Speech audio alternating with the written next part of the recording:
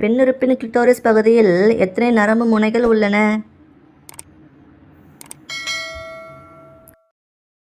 விடை 8000.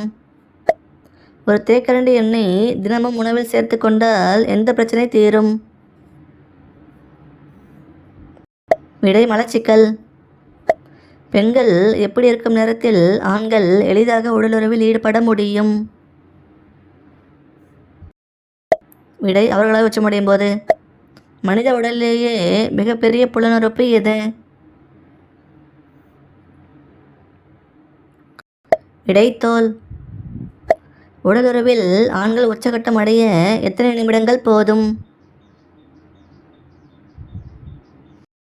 2 நிமிடங்கள்.